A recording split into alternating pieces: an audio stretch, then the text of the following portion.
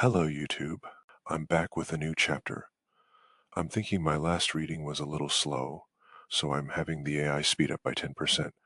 I'm hoping this helps the flow. You'll have to let me know what you think. For anyone wanting to play around with their ideas like I am, this voiceover is thanks to Speechify. All images were created on OpenArt, and the story itself was pieced together with my spicy vanilla. So I have included some video segments with the story. Think of this as a test. I'm still playing around with the tools to see what they can do. Without further ado, here is Chapter 2, The Vision's Cost. The dim glow of the computer screen illuminates Ron's face, casting shadows across the contours of his shaved head and the sharp angles of his jaw. His hazel eyes, usually lively with a spark of creation, are now softened by a contemplative haze.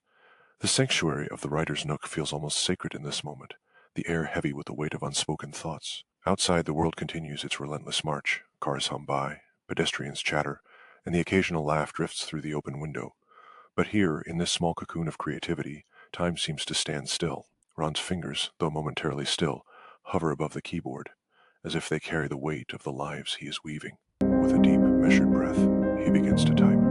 The words flow onto the screen, each one a thread in the tapestry of Draymar. As they appear, the room around him dissolves, replaced by the ancient forests of the Nunehai nation. The red moon hangs low in the sky, its light filtering through the dense canopy of pines, casting an otherworldly glow over the land. The air is alive with the scent of damp earth, the faint sweetness of blooming night flowers, and the distant metallic tang of varmint blood from a recent skirmish. 60 years ago, in the Nunehai nation, Livy stands at the edge of her village, her spear held loosely in her hand. The weapon is an extension of her, its obsidian tip polished to a mirror sheen, reflecting the muted light of the red moon. The silver runes etched along its length pulse faintly, a testament to the magic that binds her people to the land. Her skin gleams with the sheen of sweat from an afternoon's training, her hair cascading down her back like a river of moonlight. Her sharp and unyielding blue eyes scan the horizon as if she could will the future into view. At 60 years old, her body bears no marks of age. Her curves are those of a woman in her prime, her muscles honed by decades of combat. Her attire speaks of a life lived unapologetically. She is a brave, a protector, a woman who has carved her place in a world that demands strength. But today, her mind is not on the varmint or the trials of the forest. It is on her mother, the chiefess, whose voice haunts her thoughts like a persistent drumbeat. The chiefess's words echo in her mind, heavy and insistent. Livy, you cannot defy tradition forever. Our people depend on you. The line must continue. Livy's jaw tightens, her fingers curling around the shaft of her spear. She is no stranger to defiance, but this is different. Her mother is not just a leader. She is the embodiment of their culture, the keeper of their traditions. To defy her is to risk unraveling the very fabric of their society. The forest around her seems to hold its breath, the usual chorus of crickets and night birds unnaturally still. Livy's gaze drifts to the village, where the fires of hearths flicker like distant stars. She sees the women gathered, their laughter carrying on the breeze, their children playing in the dirt. She sees the men, few and flamboyant, their painted faces and ornate clothing a stark contrast to her own austere beauty. They are a rarity, these men, and their role in the sisterhoods is as much a burden as it is a gift. Her thoughts are interrupted by the approach of the shaman. The woman's steps are deliberate, each one a measured rhythm that speaks of wisdom and gravity. Her long, pointed ears twitch slightly as she walks, catching the faintest sounds of the forest. Her white hair, braided with feathers and beads, glints in the moonlight, and her staff, carved with ancient symbols, hums with the faint energy of magic. Livy's eyes narrow as the shaman stops before her. What is it, shaman? She asks, her voice steady but laced with unease. The shaman's visits are rare, and Livy knows better than to dismiss her lightly. The shaman's gaze meets hers, intense and unblinking. I have received a vision, Livy. A vision of the future. Livy's brow furrows. Visions are not to be taken lightly, especially from one as revered as the shaman. What did you see? The shaman's voice drops to a whisper, as if the words themselves are too heavy to carry aloud. A man, unlike any from our world. He will stand by you as an equal, Livy. Not as a mate to be shared, but as a partner. A true companion. Livy's heart stutters, a jolt of something unfamiliar coursing through her. The idea is both exhilarating and terrifying. A man, a different kind of man, who would stand beside her, not beneath her. It defies everything she knows of the world, everything she has been taught. But the shaman's expression darkens, her eyes clouding with a sorrow that seems to come from a place beyond her. There is a cost, Livy. If we summon him now, he will not survive. He is human, his lifespan but a fraction of ours. He would likely pass even before your mother and long before you. The words hit Livy like a physical blow, knocking the breath from her lungs. To find someone who could stand as her equal, only to lose them so soon. It feels like a cruel jest, a promise snatched away before it can be realized. Then why tell me this? She asks, her voice tight, her grip on her spear tightening until her knuckles turn white. The shaman's eyes soften, a gentle sadness in their depths. Because it is your choice, Livy. The vision showed me a path, but it is you who must decide whether to walk it. The man will come, but only if you are ready. If you are willing to wait, your lives could align. Livy's gaze drifts to the horizon, where the forest stretches endlessly, a sea of shadows and secrets. She thinks of her mother's demands, of the sisterhood she has resisted for so long. She thinks of this man, this stranger from another world, who could stand beside her as an equal. The weight of the decision presses down on her, a physical thing, heavy and unyielding. To wait for him would mean defying tradition, risking the disapproval of her people. But to summon him now would mean losing him too soon. She takes a deep breath, her shoulders squaring as she meets the shaman's gaze. Then I will wait. If he is meant to be my equal, then I will wait for him, She says, her voice firm, resolute. The shaman nods, a small sad smile touching her lips. Then the vision will come to pass, in time. As the shaman turns to leave, Livy's gaze lingers on the forest, her mind racing.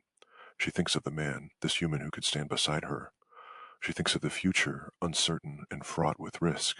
And she thinks of herself, a warrior, a protector, a woman who has always forged her own path. The decision is made, but the journey has only just begun. The forest seems to exhale around her, the crickets resuming their chorus, the night birds taking to the sky. Livy's grip on her spear loosens, her fingers tracing the runes along its length. She feels a strange sense of peace, as if the very land itself has acknowledged her choice. But peace is fleeting in the life of a brave. As she turns to walk back to the village, her mind is already racing with the implications of her decision. She thinks of her mother, of the sisterhood, of the traditions that have shaped her life, and she wonders, not for the first time, if she is doing the right thing. The village is alive with activity as she enters, the fires casting dancing shadows on the faces of her people. She sees her mother sitting by the central hearth, her white hair braided with beads, her dark tan skin youthful but still commanding. The chiefess looks up as Livy approaches, her sharp blue eyes meeting hers. Livy, She says, her voice steady but laced with concern. have you made a decision? Livy hesitates, the weight of her choice pressing down on her. She thinks of the shaman's vision, of the man who could stand beside her. She thinks of the cost, of the waiting. And she thinks of her mother, of the traditions she has upheld for so long. Mother, I will wait. For this man that is meant to be my equal, I will wait for him. The chiefess's expression is unreadable, her eyes searching Livy's face, as if she could discern the truth hidden there. After a long moment she nods, a small sad smile touching her lips. With her voice soft but resolute, she says, Then we will wait. But know this, Livy, the path you have chosen is not an easy one. It will test you in ways you cannot yet imagine. Livy nods, her gaze dropping to the ground. She knows the path ahead will be difficult, but she also knows that she is not alone. She has her people, her traditions, and now a vision of a future that feels both tantalizingly close and impossibly distant. As she turns to leave, her mother's voice stops her. Livy, She turns back, meeting her mother's gaze. remember who you are. You are a brave, a protector, a daughter of the Nunehai. No matter what the future holds, that will never change. Livy nods, a small smile touching her lips. With her voice soft but sure, she says. I will remember. With that she turns and walks away, her spear in hand, her heart heavy but resolute. The forest awaits her, its secrets and challenges as vast and unknowable as the future itself. Back in the writer's nook, Ron leans back in his chair, his eyes scanning the words on the screen. The scene feels alive, the emotions raw and real. He can almost see Livy standing there, her spear in hand, her gaze fixed on the horizon. The weight of her decision hangs in the air, a quiet tension that lingers long after the scene ends. He smiles faintly, a sense of satisfaction settling over him. The story is taking shape, the characters coming to life in ways he hadn't anticipated. Livy's struggle, her pride, her willingness to defy tradition. It all feels authentic, a reflection of the woman he's come to know through his writing. But as he sits there, his mind wanders to the man in the vision, the human who will one day stand beside her. Ron's smile fades, replaced by a bittersweet ache. He thinks of his own life, of the losses and regrets that have shaped him, and he wonders if he's crafting this story as a way to escape, or if it's something more. The cursor blinks on the screen, a silent invitation to continue. But for now, Ron sits in silence, lost in thought. The story will go on, but for this moment he allows himself to reflect on Livy, on the man she's waiting for, and on the worlds they both inhabit, one real, one imagined, both filled with wonder and uncertainty. The chapter ends here, not with a conclusion, but with a pause, a moment of quiet reflection, a breath before the next step, and in that pause Ron finds a strange sense of peace, a connection to the characters he's brought to life. Ron sits in his chair, the silence of the room pressing in around him. The clock on the wall ticks loudly, a reminder of the passage of time, of the relentless march forward.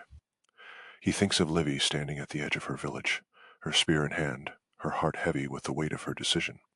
He thinks of the man she's waiting for, a stranger from another world who will one day stand beside her as an equal, and he wonders what it means to wait, to put your life on hold for the promise of something greater, something that may never come. He thinks of his own life, of the choices he's made, the paths he's walked, and he wonders if he too is waiting for something, or someone that may never arrive. The cursor continues to blink, a silent sentinel waiting for him to continue. But for now, Ron remains still, lost in the worlds he's created, the lives he's given breath. The story will go on, but for this moment it rests, and in that rest, Ron finds a strange sense of peace, a connection to the characters he's brought to life. The chapter ends, but the story is far from over. Thank you so much for watching. I hope you enjoyed. I'm still trying to improve, so any suggestions are appreciated. I will still be trying to stick to the Tuesdays drop schedule, so stay tuned. Please like and subscribe. Until next time, take care and be safe.